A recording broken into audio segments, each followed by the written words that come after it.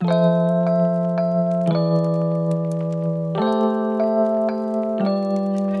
retire in France while she goes to university there, and just be able to keep my eye on her, but continue to have a close relationship with her. I love that so Yes, much. that's my retirement How did plan. she feel about that at 6? She's I on think she board? likes it, yeah. Anything right now. Now, we don't know at 12. Yes. But right now, 6 is good. 6 she good. still wants me to be by her side. Exactly. 6, they still want all the cuddles and the love and like, are you? Hi guys, pack. Good morning, pack my hospital bag with me. And thank you to you guys who have been commenting about what I should pack. I'm just gonna go ahead and knock things out early. Why is this on the floor? There we go. Okay. So let's see, y'all. We are packing, of course, the Louis duffel. So I have these really soft pajamas that I'm going to pack since I'll be having a C-section. My underclothes. I have this black dress, like a pajama set as well. What is this? Not taking that. Oh, my mom bought me this. Okay. I have this newborn. My mom actually got me this, y'all. How cute is this? Like this little swaddle. Oh, she bought me this little onesie. So cute with the matching blanket. So we're gonna pack that.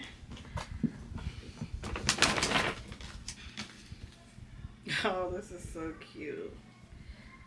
Love the ruffles. Then she got me these really cute pajamas right here, y'all. And I actually might wear this tonight. Got me these cute pajamas. I'm actually going to wear those tonight. Okay. And then my slippers. What else am I missing, y'all? So that's all packed. And I know my mom has to wash that stuff. I'm just going to put everything in the bag, though, so she knows exactly what to wash for me. Okay, it's a big blanket. Y'all. So let's go eat really quick and then I'll be right back. Hey y'all, just chat with me real quick. It's literally 4 o'clock in the afternoon and I feel like I've done nothing today. I was supposed to bust down these closets. Y'all know. Oh wait, hold on. So DC's at the Airbnb because he wanted to go and watch the game. Who the hell is this? Oh, look. So he just ordered some pizza. That's the doorbell at the Airbnb. He was like, his friends are coming over and they're going to watch the game and he'll probably, y'all look at Sam. He was like, he'll probably be back at 12 o'clock tonight. And y'all know I don't care. Who is this? Oh, look at Wes, y'all. Okay, so Wesley there, Sam is there. Who else? Who is this? Oh, you're having a party? Who is that?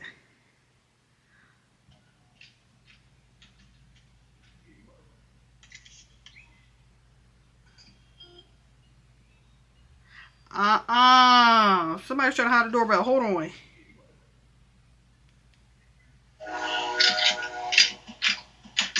Hold the fuck up.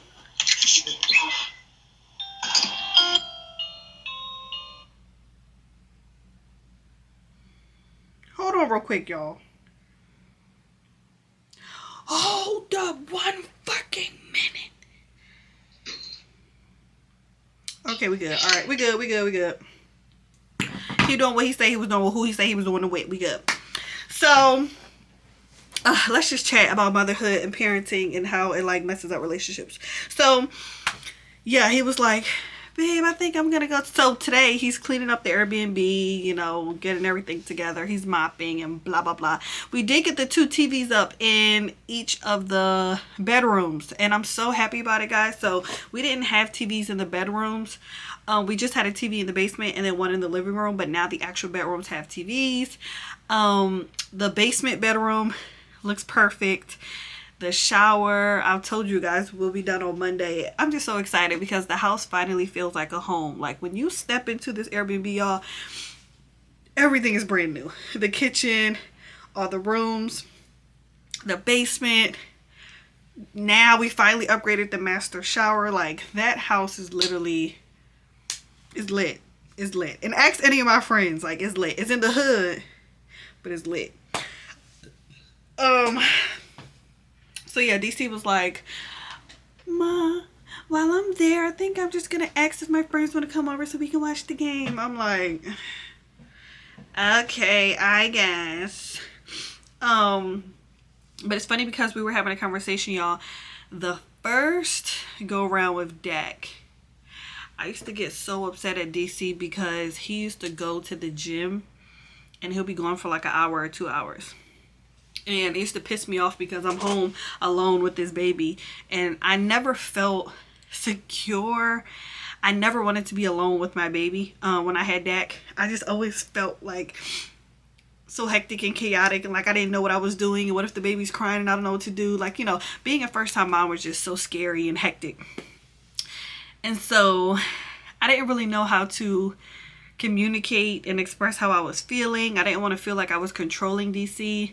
And I remember my friends and my mom used to tell me, like, girl, if him going to the gym is his only outlet, you have to let him go. Like, you have to give him his space. Just give him that 1 hour to just go to the gym and feel normal and feel like himself. And I think that's one of the reasons why I think a lot of relationships kind of don't really last once a baby comes in the picture. Is because we can dive deep into this, but number one is postpartum. So as a mom, we are all over the place. We are crashing out each and every day. And then for 2 young parents, especially it being like the first time, you're sleep deprived. You don't know what you're doing. You're very insecure about the work that you're doing. You don't feel confident in what you're doing, and you're trying to keep this little human alive that you're responsible for. It is scary. And so the biggest thing is, like, if you don't have good communication skills, if the teamwork isn't there, it sucks. So me and DC sat down and we just thought about, even though everything is still a blur, we thought about everything we did the first time and what we want to do differently. So immediately DC was like, okay, because of our first experience, I'm gonna go ahead and cancel my gym membership and I'll just be home with you full time. But now that I'm a second-time mom and I do understand that everybody needs their outlet, everybody needs a break. I think when I had Dak, it was all about me. Like, I'm the mom, I'm going through postpartum, my body's the one that changed, I was the one that sacrificed, I was the one that got cut open, I was the one that carried this baby for 9 months. Like, I never really looked at DC's perspective. And I remember one time the baby had to be like 3 months. And DC gave the baby to my mom and he like ran in the room. And when I walked in there, he was crying. And my husband doesn't ever, I've never seen my husband cry. That was probably the only time I've seen my husband cry. I'm lying. One time I was trying to leave his ass and he was crying too. Yeah, I'm lying. I seen him cry twice. But he was crying and I was like, are you okay? Like, what's going on? Like, I was just, it freaked me out. And he was like, this is just the one job that he's not good at. And he doesn't know how to get good at it. And I sat on the bed next to him and we just cried. We just cried. Because I think another thing when it comes to parenting is that it's not a job that you sign up for and you can like quit or give back. It's like, okay, we have a whole human to take care of for the rest of our lives and there's no turning back. And we have no choice but to figure this out. And it could just be so discouraging and like so overwhelming and so hard. And I think DC is just so good at being good at everything. He's so good at just going all in, and you know, he'll easily find a mentor, listen to podcasts, read books, which is what we did. Like, I can honestly say while I was pregnant with Dak, DC read all the books. He was a part of all the dad groups. We went to he signed us up for. We went to every baby class. Like, we did everything we could possibly do to get prepared. And then when the baby got here, none of it really mattered. None of it. Everything went out the window. And it was hard. It was rough. You take a big hit to your self-esteem, your work ethic. You start questioning yourself. You're like, and then I think what's even worse, oh, do I want to say this out loud? I'm gonna just say it. When you have friends who are so immature and irresponsible and underqualified as human beings, being parents, and then when it's your turn and you don't feel like you're doing it right, then you start to like internalize, like, what's wrong with me? Like, how the hell can they do it? They have 2-3 kids. They're teen moms. They're juggling all these kids, and like, I'm over here like drowning, like struggling as a new parent. So that was another thing that me and DC were like just so frustrated about. So when we sat down this time, he was like, I'm gonna cancel my gym membership. I'm gonna be home. You know, you don't have to worry about me leaving you alone. But this time around, I can honestly say, guys, I'm very excited about this newborn phase this time, because it won't be my first time. This won't be my first experience. I'm praying that it won't be as scary, as nerve-wracking, as surprising, as frightening as the first time. You know, I'm praying that, yes, we're going to be tired and sleep deprived and stressed. But, you know, I won't be alone, because I'll have my 4-year-old who is such an amazing helper.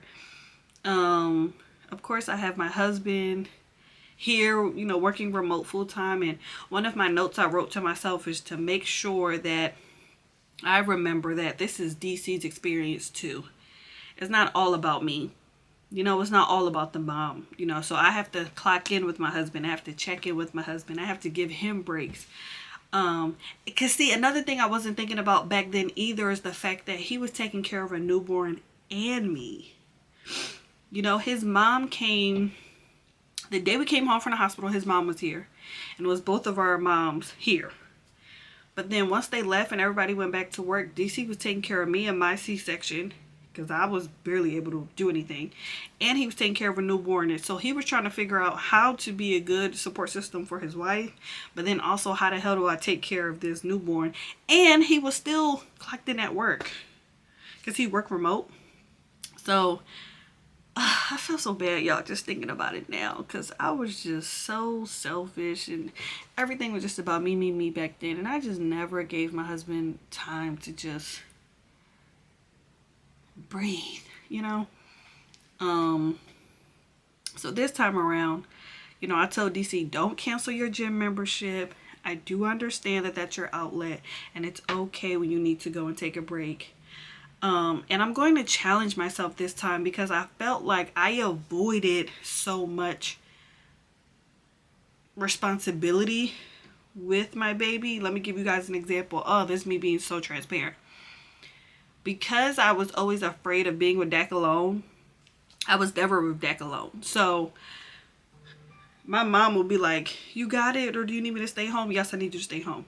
In the middle of the night, when my baby would cry, my mom will always run out her room and come get him. And I never, ever, ever told her, like, I got it. It's okay. Don't worry about it. No, I will be like, here, mom, like, come get him. This time around, I want to challenge myself to just show up and to be hands-on and just to take on the challenge, pretty much. I even remember, like, middle of the night being so tired and my baby crying, and me literally waking DC up to go get his son. Like, your son's crying, go get him. Like, I was just so clocked out, y'all, that this time around I'm hoping that I can be a better team player, you know? It makes me so sad just thinking about it, man. Because when I tell y'all DC was clocked in, like, he was working overtime. He was such a great dad, and they had such a great bond, and I was just there, just like... And it was kind of like I resented DC a lot. I used to always be like, get your son. Feed your son. You going somewhere, take your son. Like, I was so like... I was so mean, y'all. I was so mean. But this time around, it should be good. It should be better. But I see on TikTok a lot where people are just always talking about how babies like ruin relationships or whatever. And I like actually understand why. It's so easy for somebody to just be like, I can't do this, I can't do you. Gotta go. So yeah. So outside of him keeping his gym membership and going to the gym, we're just thinking of different ways for us to have breaks. So another thing I didn't like that we did the first time around, we were on shifts. And I see a lot of couples doing this on TikTok. It doesn't work for me. It works for DC. So I would be up with the baby from 12 to 6, I believe. It was either 12 to 5 or 12 to 6. I think it was 12 to 5. I'll be up with Dak from 12 to 5. Meaning it's my job to just around the clock be there, feed him, change him all throughout the night, blah, blah, blah. And then from 5 to 9, or like 5 to 10, DC would have him in the morning so I can go to sleep. And we would literally take turns all throughout the day. And so at like 6 o'clock, that's what it was. There was a shift that we had from 6 to 12. So we would have to eat dinner extremely early. One of us would go to sleep from 6 to 12, and then we would switch from 12 to 6. That's what it was. That's what it was. So throughout the day, we would both tag team, but then we have those two shifts from 6 p.m. to 12. One person can sleep, and then from 12 to 6, the other person could sleep. And that was so draining and depressing. Like, I missed DC so much. I felt like all day we were just managing this newborn. We were working. We didn't really have time to just clock in with each other and check in on each other. And this time around, I told DC I'm not doing it. We all need to go to sleep as a family. We all need to sleep in the same room, because that was another thing. We weren't sleeping in the same room, so the one person that was going to sleep could literally, you know, just have silence and quietness, whatever. This time, I don't really want us to be apart. But now I'm thinking about it, like, is it better that way? Is it better for both of us?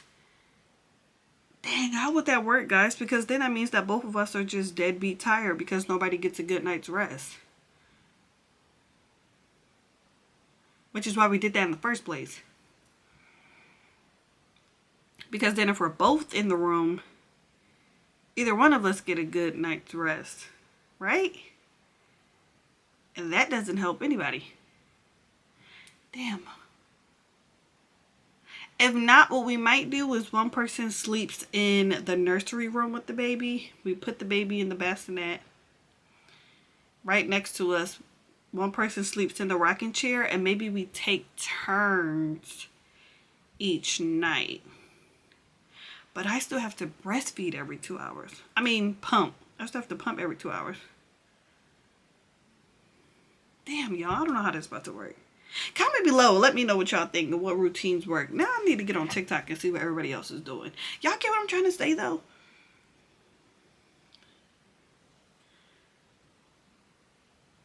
I don't know. And I can't get my mom to help me overnight as much as I did the first time, because she's going to be the one. She's going to be the one cooking dinner, feeding Snookums, taking him a bath, and then Snookum sleeps with her at night. So she's going to be with my toddler.